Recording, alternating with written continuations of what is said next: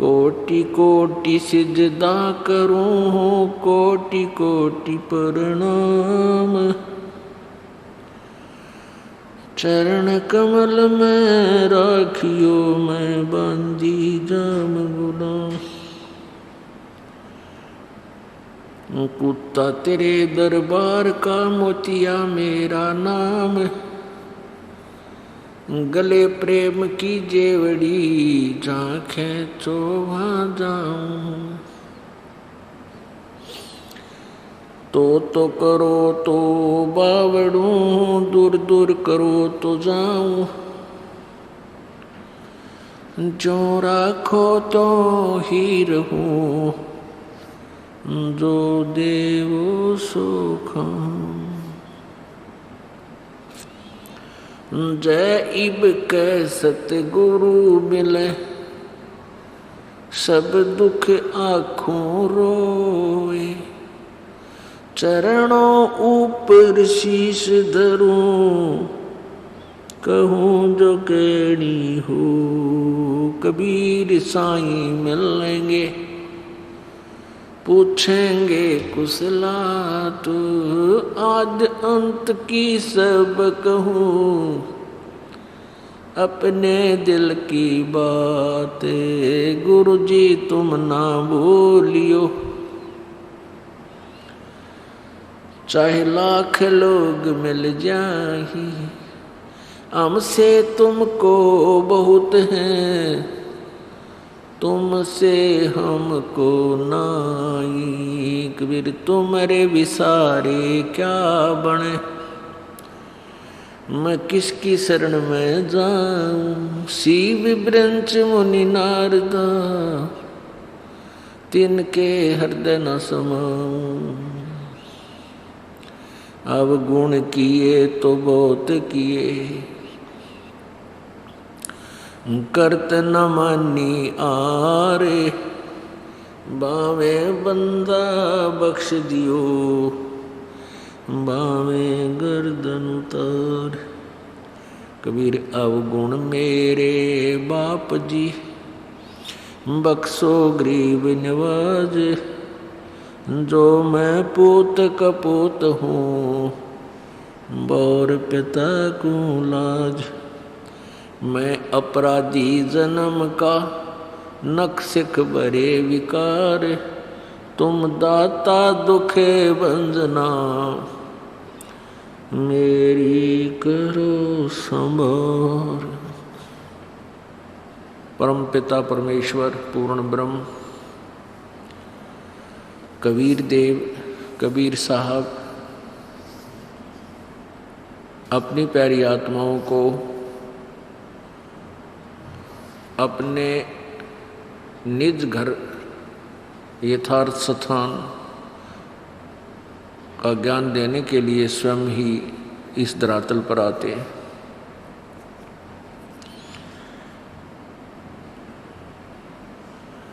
वो परमात्मा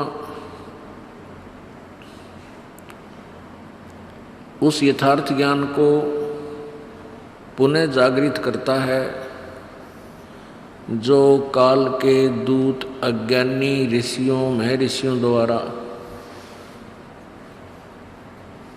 छुपा दिया गया होता है, जनसाधारण तक नहीं जाने दिया गया होता है।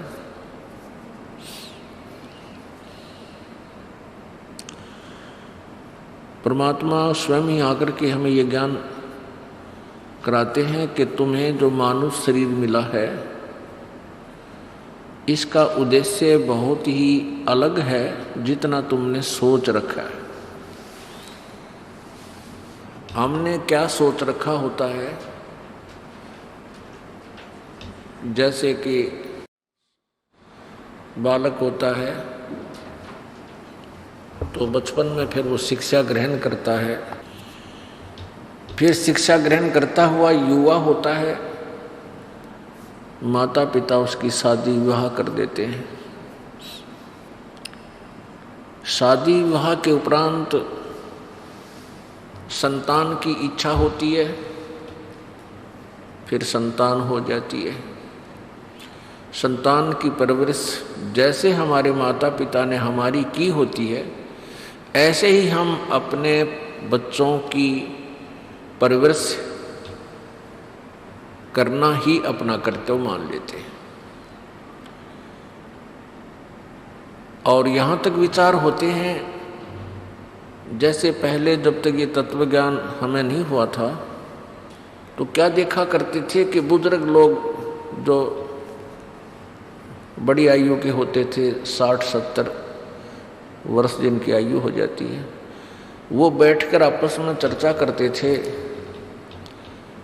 कि अभी हमारे 2 लड़के हैं, 2 लड़की, उनके संतान है, सभी को भगवान ने बेटा बेटी दे रखे और सबकी हमने विवाह शादी कर दी, हमारा जीवन सफल हो गया, परमात्मा बेशक ठा ले, अर्थात हमारी भले ही मृत्यु हो जाए, हमारा काम पूरा हो गया मनुष्य जीवन का।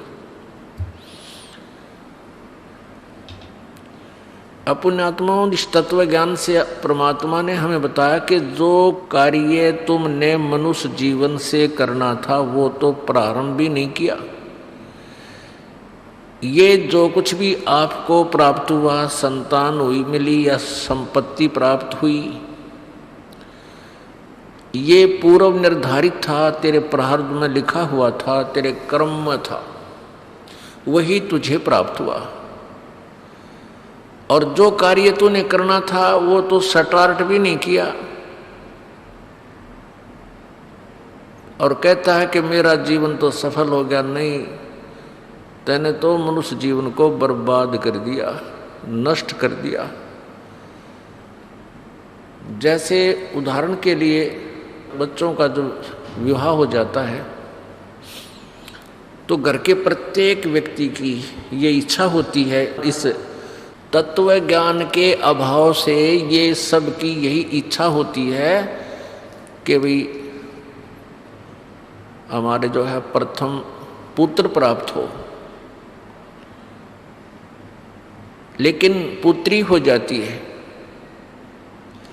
फिर दूसरी आस होती है पुत्र वधू को, तो सबकी यही इच्छा होती है कि भगवान इनका तो पुत्र दे, और वह भी बेटी हो जाती है। तीसरी बार फिर सोचता है कि भगवान इनका जरूर सुनेगा और वह भी बेटी होगी, चौथी भी बेटी होगी, 5वीं भी लड़की होगी, और आगे बात बंद होगी। तो पुण्यात्माओं, ना तो हमारा चाहा हुआ ना हमारा किया हुआ, वही हुआ जो प्रारब्ध में, जो किस्मत में, जो भाग्य में परमात्मा ने लिखा था। इस मनुष्य जीवन से हमने क्या करना चाहिए था उसका ज्ञान नहीं हुआ। आत्मा की कहीं तड़प हुई, परमात्मा की भक्ति के लिए इसमें प्रेरणा हुई, तो शास्त्र विरुद्ध साधना में हम लग गए। तो वो शास्त्र विधि को त्याग कर जो मनमानी पूजाएं हम करते थे वो यूजलेस थी, व्यर्थ थी। गीता जी अध्याय नंबर 16 के श्लोक नंबर 23 में प्रमाण है कि शास्त्र विधि को त्याग कर जो मनमाना आचरण करते हैं, अपनी मर्जी से पूजाएं करते हैं, कोई कुछ करता है, कोई कुछ करता है, कोई मंदिर में, कोई मस्जिद में, कोई गुरुद्वारे में, कोई चर्च में, या कोई अन्य साधनाएं, किसी अन्य मंत्र का जाप करते हैं, उनको न तो कोई सुख प्राप्त हो, ना उनकी गति हो, ना उनकी कोई सिद्धि, उनको सिद्धि प्राप्त हो, अर्थात यूजलेस, व्यर्थ। तो परमात्मा हमें क्या बताया करते थे, भाई मानुष जन्म पाए कह नहीं रटे हरि नाम, जैसे कुआं जल बिना बनवाया क्या काम। मनुष्य जीवन प्राप्त प्राणी यदि परमात्मा की भक्ति नहीं करता है, वो ऐसा शरीर है उसका, ऐसा जीवन है जैसे कोई कुआं है और कुएं में जल है नहीं। उसका जो स्ट्रक्चर बहुत सुंदर बना हुआ है, पक्का बना रखा है, ऊपर सारे साजबाज लाग रखे हैं, बाल्टी भी टांग रखी है, लेकिन वो जल है नहीं। उसका नाम भले ही कुआं है पर गुण कुएं के नहीं उसमें। ऐसे ही जो मनुष्य शरीर प्राप्त करके प्राणी परमात्मा की भक्ति नहीं करते, उनका मनुष्य नाम अवश्य है लेकिन खाली खोखा, यूजलेस है उसका जीवन। परमात्मा हमें क्या बताते हैं? मानुष जन्म दुर्लभ है, ये मिलन बारंबार। जैसे तरवर से पत्ता टूट गिरे, वो बोहर न लगता डारे।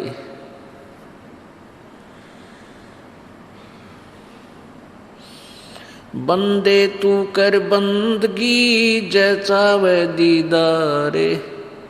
अवसर मानुष जन्म का, भाई मिले न बारंबार।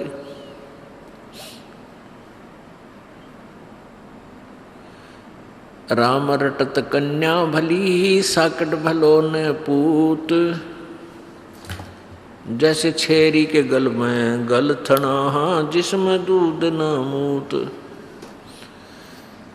राम रटत कोढ़ी भलो, चू चू पड़े जो चामे। वो सुंदर शरीर किस काम का, जामुक नाही नाम। कबीर राम रटत दारिद्र भलो, टूटी घर की छान। वो सुंदर महल किस काम के, जहाँ भक्ति नहीं भगवान। परमात्मा पूर्ण ब्रह्म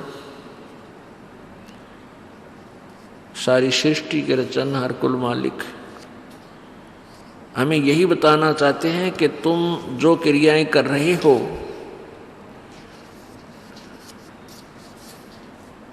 ये तुम्हारी मनुष्य जीवन के पूर्ण कार्य नहीं है। कहते हैं राम रटत कन्या भली, और साकट बला न पूत।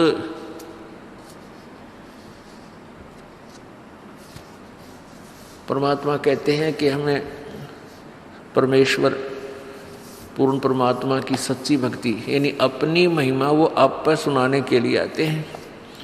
कहते हैं यदि भक्ति सच्ची साधना लड़की करती है, बेटी करती है, वो उस साकेट पुत्र से 1000 गुना अच्छी है जो परमात्मा की साधना नहीं करता। और वो लड़का जो परमात्मा की भक्ति नहीं करता, वो माता पिता के लिए ऐसा सिरदर्द है, ऐसा वजन है, जैसे बकरी के गड़ में एक थन जैसा खालड़ा लटका करे। बकरी के गले में एक थन के आकार का एक व्यर्थ में वैसे ही आगे एक चाम लटकता रहता है। उसको गल थना बोलते हैं, गल में लटका हुआ थन। ना उसमें दूध होता, वो किसी काम का नहीं। व्यर्थ में उसके गले में वजन और भार बना हुआ होता है। तो परमात्मा उदाहरण देते हैं कि राम रटत कन्या भली और साकट बला दस्त प्रभाव है, इसलिए उसकी रुचि नहीं बन रही। और बच्चे पर आपत्ति आवेंगी क्योंकि उसके भाग में पाप कर्म लिखे हुए हैं। यदि वो भक्ति नहीं करेगा तो वो पाप उसको भोगने पड़ेंगे। यदि सत्साधना करेगा तो परमात्मा उसके पापों को हल्का कर देगा, नष्ट कर देगा। तो फिर वे माता पिता भी उसके दुख में स्वाभाविक चिंतित होंगे, उनकी भक्ति में भी बाधा करेगा।